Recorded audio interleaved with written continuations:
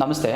ಇವತ್ತು ನಾವು ಈ ನೀ ಡಿಸ್ಲೊಕೇಶನ್ ಮತ್ತು ಮಲ್ಟಿ ಲಿಗಮೆಂಟಸ್ ಇಂಜುರಿ ಬಗ್ಗೆ ಡಿಸ್ಕಸ್ ಮಾಡೋಣ. ಇದರಲ್ಲಿ ರೀಸೆಂಟಾಗಿ ನಾವು ಒಂದು 3 ಇಯರ್ಸಿಂದ 3-4 ಕೇಸ್ಗಳನ್ನ ನೋಡಿದ್ವಿ. ಅದರಲ್ಲಿ ಒಂದೆರಡು ಬ್ರೀಫ್ ಇಂಟ್ರೊಡಕ್ಷನ್ 2 ಕೇಸ್ ಬಗ್ಗೆ ನಾನು ಹೇಳೋಕ್ಕೆ ಇಷ್ಟಪಡ್ತೀನಿ. ಒಬ್ಬರು ಪೇಷಂಟು ಆ್ಯಕ್ಚುಲಿ ಅವರು 2 ವೀಲರಲ್ಲಿ ಬರ್ತಾ ಇರಬೇಕಾದಾಗ 2 ವೀಲರಿಂದ ಬಿದ್ದು ಮಂಡಿ ಡಿಸ್ಲೊಕೇಶನ್ ಆದ ನಂತರ ಅವರು ಹತ್ತಿರದಲ್ಲಿರೋ ಹಾಸ್ಪಿಟ್ಲಿಗೆ ಹೋಗಿ ಡಿಸ್ಲೊಕೇಶನ್ನ ರೆಡ್ಯೂಸ್ ಮಾಡಿಸ್ಕೊಂಡು ಕಾಸ್ಟ್ ಹಾಕ್ಸ್ಕೊತಾರೆ, ಅಂದರೆ ಸಿಮೆಂಟ್ ಪಟ್ಟಿ ಹಾಕ್ಸ್ಕೊತಾರೆ. ಅದಾದ ನಂತರ 1 ಮಂತ್ಗೆ MRI ಮಾಡಿಸ್ಕೊಂಡು ನಮ್ಮ ಹತ್ರ ಬರ್ತಾರೆ ಫರ್ದರ್ ಟ್ರೀಟ್ಮೆಂಟ್ಗೆ. ನಾವು MRI ನೋಡಿದಾಗ ಅವರ ಮಂಡಿನಲ್ಲಿ ಈ ಒಳಭಾಗದಲ್ಲಿ ಆ್ಯಂಟೀರಿಯರ್ ಕ್ರೂಷಿಯೇಟ್ ಲಿಗಮೆಂಟು, ಪೋಸ್ಟೀರಿಯರ್ ಕ್ರೂಷಿಯೇಟ್ ಲಿಗಮೆಂಟು ಮತ್ತು ಈ ಲೇಟ್ರಲ್ ಕೊಲ್ಯಾಟ್ರಲ್ ಲಿಗಮೆಂಟ್ ಕಾಂಪ್ಲೆಕ್ಸ್ ಅಂತ ಹೇಳ್ತೀವಿ. ಅದರಲ್ಲಿ ಲೇಟ್ರಲ್ ಕೊಲ್ಯಾಟ್ರಲ್ ಲಿಗಮೆಂಟು, ಪೋಸ್ಟ್ ಲೇಟ್ರಲ್ ಕಾರ್ನರ್ ಅಂತ ಹೇಳ್ತೀವಿ, ಅಂದರೆ ಪಾಪ್ಲಿಟಿಯಸ್ ಲಿಗಮೆಂಟು, ಪಾಪ್ಲಿಟಿಯೋ ಫಿಬುಲಾರ್ ಲಿಗಮೆಂಟು ಮತ್ತು ಲೇಟ್ರಲ್ ಕೊಲ್ಯಾಟ್ರಲ್ ಲಿಗಮೆಂಟ್. ಇಷ್ಟು ಲಿಗಮೆಂಟು ಅವ್ರಿಗೆ ಟೇರ್ ಆಗಿರುತ್ತೆ ಅಂತ ಬಂದಿರುತ್ತೆ MRIಯಲ್ಲಿ. ಸೊ ನಾವು ಇದನ್ನು ಟ್ರೀಟ್ಮೆಂಟ್ ಪ್ರೋಟೋಕಾಲ್ ಪ್ರಕಾರ ಯಾವ ಥರ ಪರ್ಫಾರ್ಮ್ ಮಾಡ್ತೀವಿ ಅಂತಂದರೆ, ಫಸ್ಟು ಎಕ್ಸ್ರೇ ಮಾಡಿಕೊಂಡು ಬೋನ್ ಇಂಜುರೀಸ್ ಏನಾದರೂ ಇದೆಯಾ ಕನ್ಫರ್ಮ್ ಮಾಡ್ಕೊಂಡ್ವಿ. ಅದಾದಮೇಲೆ MRI ಮಾಡಿಸಿದಾಗ ವಾಟೆವರ್ ಈಗ ACL, PCL ಮತ್ತು PLC, ಸೊ ಇದಿಷ್ಟನ್ನು ನಾವು ಟ್ರೀಟ್ಮೆಂಟ್ಗೆ ಪ್ಲ್ಯಾನ್ ಮಾಡ್ಕೊಂಡ್ವಿ. ಇದನ್ನು ಪ್ಲ್ಯಾನ್ ಮಾಡಾದಮೇಲೆ ಫಸ್ಟ್ ನಮಗೆ ರೇಂಜ್ ಆಫ್ ಮೂಮೆಂಟ್, ಅಂದರೆ ಮಂಡಿ ಎಷ್ಟು ಮಡ್ಚ್ಬೋದು, ಉದ್ದ ಮಾಡ್ಬೋದು ಅನ್ನೋದನ್ನ ನಾವು ಕನ್ಫರ್ಮ್ ಮಾಡ್ಕೊಂಡ್ವಿ. ಅದರಲ್ಲಿ ಏನಾಯಿತು ಅಂತಂದರೆ ಪೇಷಂಟ್ಗೆ 1 ಮಂತ್ ಕಂಪ್ಲೀಟ್ ರೆಸ್ಟ್ರಿಕ್ಷನ್, ಅಂದರೆ ಕಾಸ್ಟ್ ಹಾಕಿದ್ರಿಂದ ಮೂಮೆಂಟ್ ರೆಸ್ಟ್ರಿಕ್ಷನ್ ಇತ್ತು. ಸೊ ನಾವು ಗ್ರ್ಯಾಜುವಲಾಗಿ ವೀಕ್ಲಿ 30 ಡಿಗ್ರಿ ಮೂಮೆಂಟ್ನ ಇನ್ಕ್ರೀಸ್ ಮಾಡ್ಕೊಂಡು ಹೋದಾಗ 1 ಮಂತು ಅವ್ರಿಗೆ ಕಂಪ್ಲೀಟ್ ಮೂಮೆಂಟ್ ಬರಲಿಕ್ಕೆ ಹೆಲ್ಪ್ ಆಯಿತು. ಆದ ನಂತರ ನಾವು ಫಸ್ಟ್ ಸೆಟ್ಟಿಂಗಲ್ಲಿ ಈ LCL ಅಂದರೆ ಲೇಟ್ರಲ್ ಕೊಲ್ಯಾಟ್ರಲ್ ಲಿಗಮೆಂಟು, ಪಾಪ್ಲಿಟಿಯಸ್ ಟೆಂಡಾನು ಮತ್ತು ಪಾಪ್ಲಿಟಿಯೋ ಫಿಬುಲಾರ್ ಲಿಗಮೆಂಟ್, ಇದು 3 ಲಿಗಮೆಂಟ್ನು ಲಪ್ರಾ ಟೆಕ್ನಿಕ್ ಅಂತ ಹೇಳ್ತೀವಿ, ಸ್ಟ್ಯಾಂಡರ್ಡ್ ಟೆಕ್ನಿಕ್. ಇದರ ಮುಖಾಂತರ ನಾವು ಅದನ್ನು ರೀಕನ್ಸ್ಟ್ರಕ್ಟ್ ಮಾಡಿದ್ವಿ. ಸೊ ಫಸ್ಟ್ ಸೆಟ್ಟಿಂಗಲ್ಲಿ ಇದನ್ನ ರೀಕನ್ಸ್ಟ್ರಕ್ಟ್ ಮಾಡಬೇಕಾದಾಗ ಆ ಪೇಷಂಟ್ ಕಾಲಲ್ಲಿರೋ ಹ್ಯಾಮ್ಸ್ಟ್ರಿಂಗ್ ಟೆಂಡನ್, ಅಂದರೆ ಸೆಮಿಟೆಂಡಿನೋಸಿಸ್ ಗ್ರೆಸಿಲಿಸ್ಸು, ಮತ್ತು ಇನ್ನೊಂದು ಕಾಲಲ್ಲಿರೋ ಸೆಮಿಟೆಂಡಿನೋಸಿಸ್ ಗ್ರೆಸಿಲಿಸ್, ಈ 2 ಟೋಟಲ್ 4 ಟೆಂಡನ್ನ ತೊಗೊಂಡು ಕಂಪ್ಲೀಟ್ ರೀಕನ್ಸ್ಟ್ರಕ್ಷನ್ ಮಾಡ್ಕೊಂಡ್ವಿ. ಇದು ರೀಕನ್ಸ್ಟ್ರಕ್ಷನ್ ಮಾಡಾದ್ಮೇಲೆ ಪೇಷಂಟ್ಗೆ ಫುಲ್ ವೆಯ್ಟ್ ಬೇರಿಂಗ್, ಅಂದರೆ ಕಂಪ್ಲೀಟ್ ಕಾಲ ಮೇಲೆ ಭಾರ ಹಾಕಿ ನಡೆಯೋ ಥರ ಮಾಡಿಬಿಟ್ಟು ಅದಾದ ನಂತರದಲ್ಲಿ ರೇಂಜ್ ಆಫ್ ಮೂಮೆಂಟ್ ಎಕ್ಸಸೈಸ್ ಎಲ್ಲ ಮಾಡಿಸಿದ್ವಿ. ನಂತರ 2 ತಿಂಗಳು ಆದಮೇಲೆ ಈ ಕ್ಯಾಮ್ರಾದ ಮುಖಾಂತರ ಈ ಉಳಿದ 2 ACL ಮತ್ತು PCL ಲಿಗಮೆಂಟ್ಸ್ಗಳನ್ನ ಅವ್ರದ್ದು ಪಿರೋನಿಯಸ್ ಲಾಂಗಸ್ ಟೆಂಡಾನ್ ಅಂತ ಹೇಳ್ತೀವಿ, ಪೇಷಂಟ್ ಓನ್ 2 ಕಾಲಿಂದಲೇ ಇದು ಪಿರೋನಿಯಸ್ ಲಾಂಗಸ್ ಟೆಂಡನ್ನ ತೊಗೊಂಡು ಪ್ರಿಪೇರ್ ಮಾಡಿಕೊಂಡು ಆರ್ಥ್ರೋಸ್ಕೋಪಿ ಸಹಾಯದ ಮೂಲಕ 2 ರೀಕನ್ಸ್ಟ್ರಕ್ಟ್ ಮಾಡಿದ್ವಿ. ಸೊ ಇದಾದ ನಂತರ ಅವ್ರಿಗೆ ಗ್ರ್ಯಾಜುವಲಾಗಿ ವಾಕ್ ಮಾಡ್ಲಿಕ್ಕೆ ಹೇಳಿದ್ವಿ. ನಂತರ range of movement exercise, quadriceps exercise, hamstring exercises ಮತ್ತು ನೀ ಥೈ ಸ್ಟ್ರೆಂಥನಿಂಗ್ ಎಕ್ಸಸೈಸ್ ಎಲ್ಲ ಮಾಡೋಕ್ಕೆ ಸ್ಟಾರ್ಟ್ ಮಾಡಾದ್ಮೇಲೆ ಪೇಷಂಟ್ ಗ್ರ್ಯಾಜುವಲಿ ಇಂಪ್ರೂವ್ ಮಾಡಿಕೊಂಡು ಹೋದರು.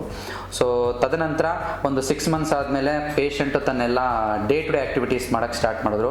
ಅದಾದಮೇಲೆ 1 ವರ್ಷಕ್ಕೆ ಅವರ ರುಟೀನ್ ಏನು ಅವ್ರು ಕೆಲಸ ಮಾಡ್ತಾಯಿದ್ರು, ಮುಂಚೆ ಮೇಸನಾಗಿ ಏನು ಕೆಲಸ ಮಾಡ್ತಾಯಿದ್ರು ಅದೆಲ್ಲ ಮಾಡೋಕ್ಕೆ ಸ್ಟಾರ್ಟ್ ಮಾಡಿದ್ರು. ಮೆಟ್ಲತ್ತದು ಇಳಿಯೋದು, ಅವರು ರುಟೀನ್ ಕಾರ್ಯಕ್ರಮಗಳನ್ನೆಲ್ಲ ಮಾಡೋಕ್ಕೆ ಸ್ಟಾರ್ಟ್ ಮಾಡಿದ್ರು. ಪಾಪಣ್ಣವರೇ ನಮಸ್ಕಾರ. ನೀವು ಇದು ನಮ್ಮಲ್ಲಿ ಬಂದು ಇದು ಮಂಡಿ ಏನು ಡಿಸ್ಲೊಕೇಟ್ ಅಂದರೆ ಕಳ್ಕೊಂಡಿತ್ತು, ಅದಕ್ಕೆ ಈ ಲಿಗಮೆಂಟ್ ಇಂಜುರಿಗಳು ಏನಾಗಿತ್ತು, ಅದಕ್ಕೆ ನಮ್ಮ ಹತ್ರ ಒಂದು ಏನು ಆಪ್ರೇಷನ್ ಮಾಡಿಸ್ಕೊಂಡು ಇವಾಗ ಯಾವ ಥರ ನಾರ್ಮಲ್ ನಿಮ್ಮ ದಿನನಿತ್ಯದ ಕೆಲಸ ಕಾರ್ಯಗಳೆಲ್ಲ ಮಾಡ್ತಾಯಿದ್ದೀರಾ, ಆ ಇಂಜುರಿ ಬಗ್ಗೆ ನಿಮ್ಮ ಅಭಿಪ್ರಾಯ ಹೇಳೋಕ್ಕೆ ನಿಮಗೆ ಒಪ್ಪಿಗೆ ಇದೆಯಾ? Okay sir. ಸರಿ.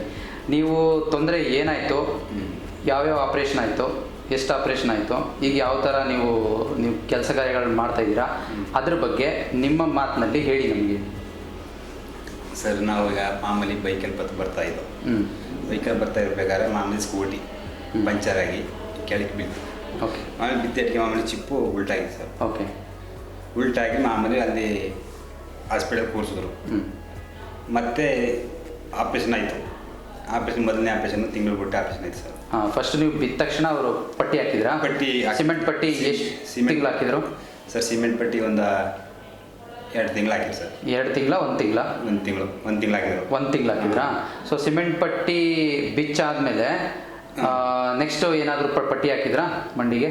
ಸರ್ ನೆಕ್ಸ್ಟ್ ಪಟ್ಟಿ ಹಾಕಿಲ್ಲ. ಹ್ಞೂ ಮಾಮೂಲಿ ನಾವು ನಿಮ್ಮ ಹತ್ರ ಬಂದಾಗ ಓಕೆ ಪಟ್ಟಿ ಮಾಡಿದ್ದೀವಿ ಸರ್.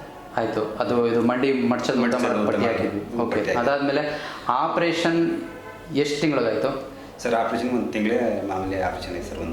ಓಕೆ, ಒಂದು ಆಪ್ರೇಷನ್. ಒಂದು ಓಕೆ, ಒಂದು ಆಪ್ರೇಷನ್ ಆಗಿ ಒಂದು ತಿಂಗಳಿಗೆ ಈಗ ಒಂದು ಆಪ್ರೇಷನ್ ಆದಮೇಲೆ ಯಾವಾಗ ನಡೆಯೋಕ್ಕೆ ಸ್ಟಾರ್ಟ್ ಮಾಡಿದ್ರಿ? ಸರ್ ಒಂದು ತಿಂಗಳ ಮೇಲೆ ಮಾಮೂಲಿ ಸುಮಾರು ವಾಕರ್ ಇಟ್ಕೊಂಡು ಸುಮಾರು ನಡೆಯಾಗಿ ಸ್ಟಾರ್ಟ್ ಮಾಡ್ತಾರೆ ಸರ್. ಫುಲ್ ಭಾರ ಆಗ್ತಾ ಇದ್ದಾಗ ಭಾರ ಹಾಕಿದ್ದು.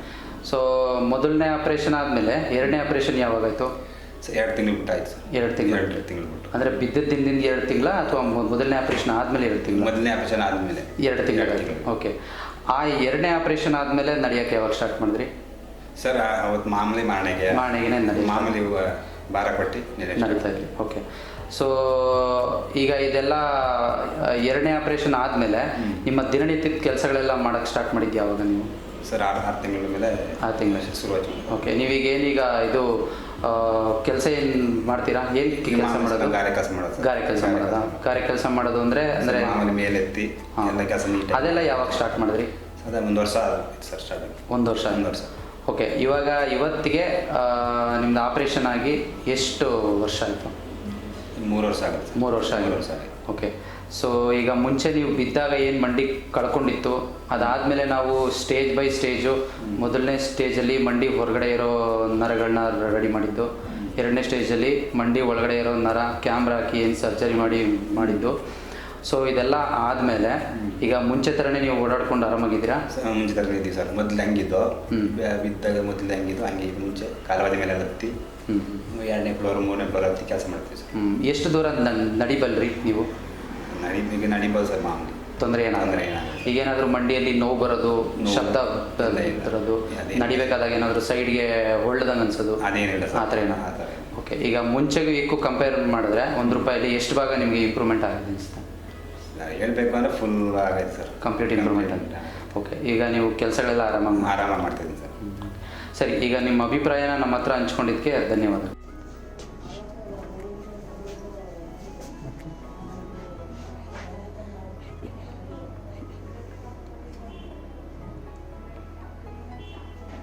ಮಾಡಿ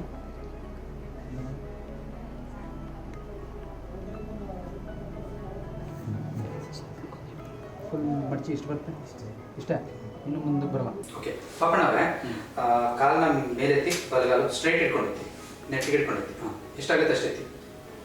ಬಿಡಿ. ಆ ಕಾಲು ಎತ್ತಿ, ಬಲಗಾಲು ಬಿಡಿ. ಎರಡೂ ಮಂಡಿನೂ ಮಡ್ಚ್ಬೇಕೀಗ. ಮ್ಯಾಕ್ಸಿಮಮ್ ಇಷ್ಟು ಮಡ್ಚ್ಬೋದಾ? ಓಕೆ. ಸೊ ನೀ flexion is almost same. Extension, no hyperextension, normal. So I am doing Latchman test, almost grade 1, and Latchman. Anterior draw test, almost grade 1, which is acceptable. Posterior draw test, normal. Valgus stress test to rule out MCL, it is normal in extension. LCL varus stress test, almost grade 1, which is acceptable.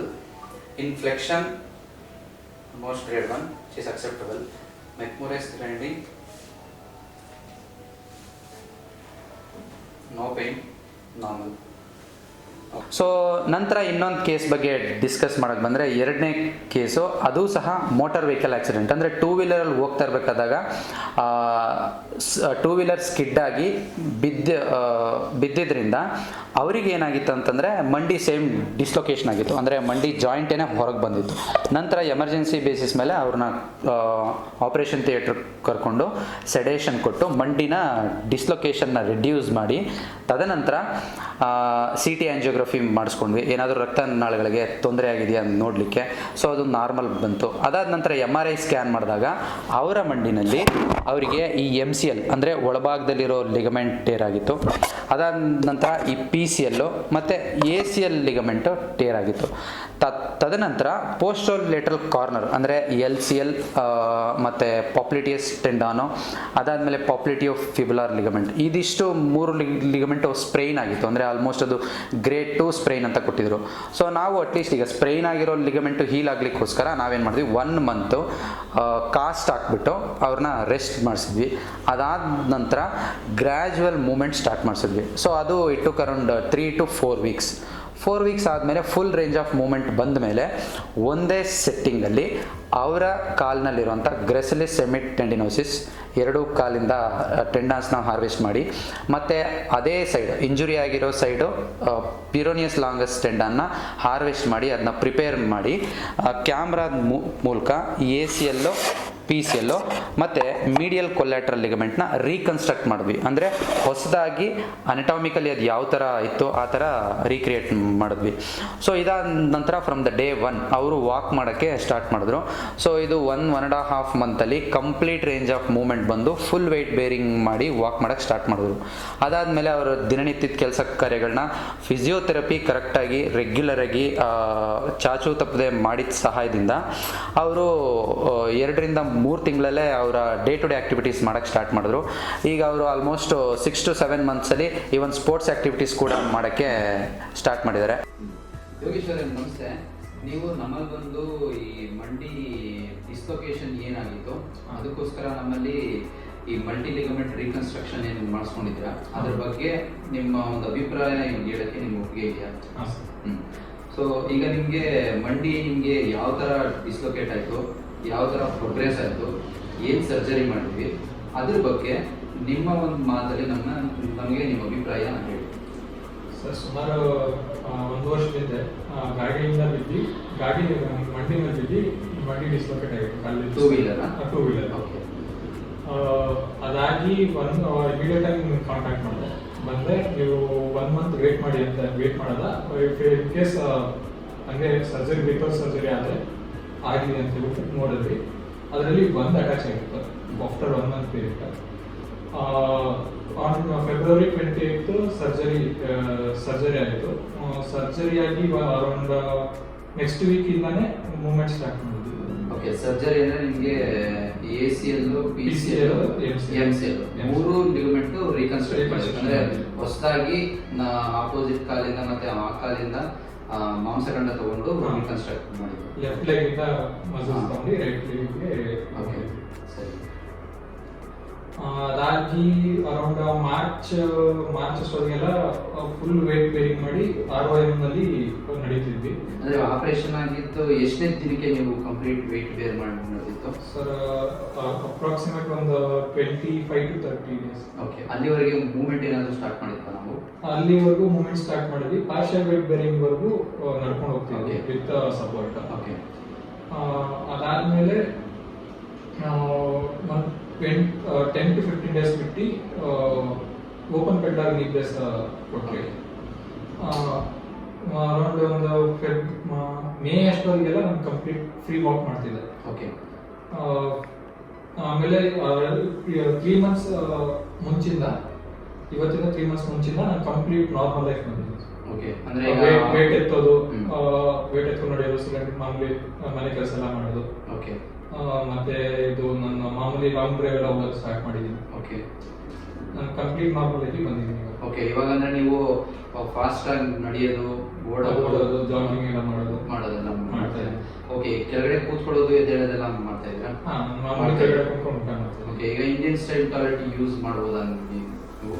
Sir ಇನ್ನ try ಮಾಡಿಲ್ಲ. But ಕಮೋಡೆ use ಮಾಡ್ತಾ ಇದ್ದಾರೆ. Okay. ಕೆಳಗಡೆ ಮಾತ್ರ ಆರಾಮಾಗಿ ಕೂತ್ಕೋತೀರಾ? Okay, fine. So ಈಗ operation ಆಗಿ ಇವತ್ತಿಗೆ ಎಷ್ಟು ದಿನ ಆಗಿದೆ ಸರ್? ಎಕ್ಸಾಕ್ಟ್ ಆಗಿ 11 months ಆಗಿದೆ. 11 months ಆಗಿದೆ. ಸೊ ಇವಾಗ ನೀವು ಕಂಫರ್ಟಬಲ್ ಆಗಿ ಓಡಾಡ್ಕೊಂಡು ಎಲ್ಲ ಕೆಲಸ ಮಾಡ್ತಾ ಇದ್ದೀರಾ. ಸರಿ, ಇವಾಗ ನೀವು ಓಡಾಡಬೇಕಾದಾಗ ಏನಾದರೂ ಲಾಕ್ ಆಗೋದು, ಏನಾದರೂ ಸ್ಲಿಪ್ ಆದಂಗೆ ಅನ್ಸೋದು, ಅಥವಾ ಏನಾದರೂ ಪೇಯ್ನ್ ಬರೋದು, ಆ ಥರ ಏನಾದರೂ ಇನ್ಸಿಡೆನ್ಸಸ್ ಆಗಿದೆಯಾ?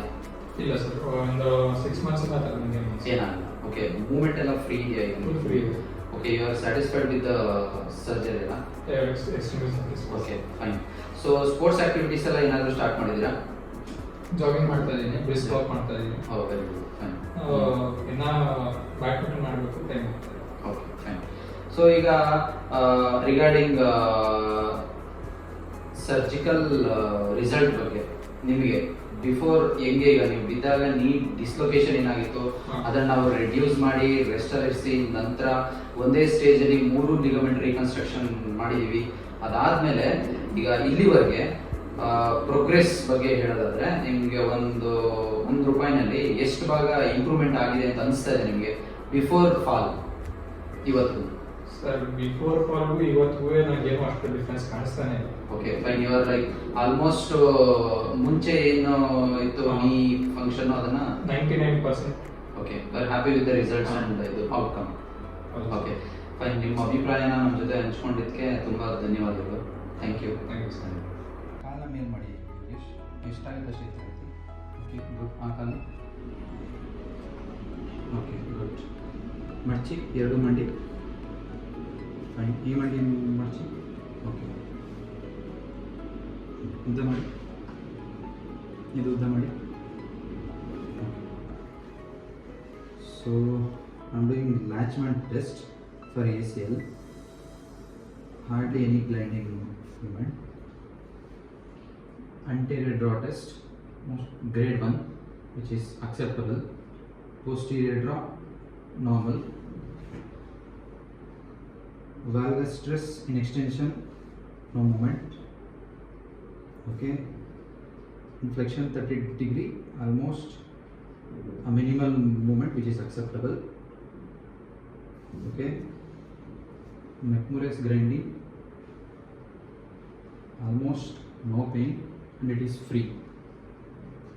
Flexion marchi, doing flexion and extension, movements are smooth, no crepitus, so no hyperextension. So with this ಅಂದರೆ ನಾನು ಏನು ಹೇಳೋಕ್ಕೆ ಇಷ್ಟಪಡ್ತೀನಿ ಅಂದರೆ ಯಾವುದೇ ರೀತಿಯಾದಂಥ ಈ ಸ್ಪೋರ್ಟ್ಸ್ ಇಂಜುರೀಸ್ ಅಂದರೆ ಕ್ರೀಡಾ ಗಾಯಗಳಾದಾಗ, RTA ರೋಡ್ ಟ್ರಾಫಿಕ್ ಆಕ್ಸಿಡೆಂಟ್ ಆದಾಗ, ಈ ಮಂಡಿಯಲ್ಲಿ ಆಗುವಂತಹ ಈ ಲಿಗಮೆಂಟ್ ಇಂಜುರಿ ಆದಾಗ ಆದಷ್ಟು ಬೇಗ ಹತ್ತಿರದ ಹಾಸ್ಪಿಟ್ಲಿಗೆ ಬಂದು ಎಮರ್ಜೆನ್ಸಿ ಟ್ರೀಟ್ಮೆಂಟ್ ತೊಗೊಂಡು ನಂತರದಲ್ಲಿ MRI ಅಥವಾ ಮತ್ತೊಂದು ಇನ್ವೆಸ್ಟಿಗೇಷನ್ ಮಾಡಿಸ್ಕೊಂಡು ಆ ಲಿಗಮೆಂಟ್ ರೀಕನ್ಸ್ಟ್ರಕ್ಷನ್ನ ಈ ಆರ್ಥ್ರೋಸ್ಕೋಪಿ ಸಹಾಯದಿಂದ ಏನು ಮಾಡ್ತಾಯಿದ್ವಿ ಇದನ್ನು ಮಾಡಿಸ್ಕೊಳ್ಳೋದ್ರಿಂದ ಆದಷ್ಟು ಬೇಗ ಅವರ ರುಟೀನ್ ಆ್ಯಕ್ಟಿವಿಟೀಸ್ಗೆ ಹೋಗ್ಬೋದು. ಮತ್ತು ಅವರು ಈಗ ಸ್ಪೋರ್ಟ್ಸ್ ಆ್ಯಕ್ಟಿವಿಟೀಸ್ ಏನೇನಿದೆ ಅದನ್ನೆಲ್ಲ ಆಲ್ಮೋಸ್ಟ್ ಒಂದು 4 to 6 ಮಂತ್ಸಲ್ಲಿ ಅವರು ಸ್ಪೋರ್ಟ್ಸ್ ಆ್ಯಕ್ಟಿವಿಟೀಸ್ನ ಮಾಡ್ಬೋದು. ಸೊ ಹೀಗಾಗಿ any sports injuries never neglect. ಆದಷ್ಟು ಬೇಗ ಡಾಕ್ಟರ್ ಹತ್ರ ಬಂದು ತೋರಿಸ್ಕೊಳ್ಳಿ, ಅದಕ್ಕೆ ಟ್ರೀಟ್ಮೆಂಟ್ ಮಾಡಿಸ್ಕೊಳ್ಳಿ. ಧನ್ಯವಾದ.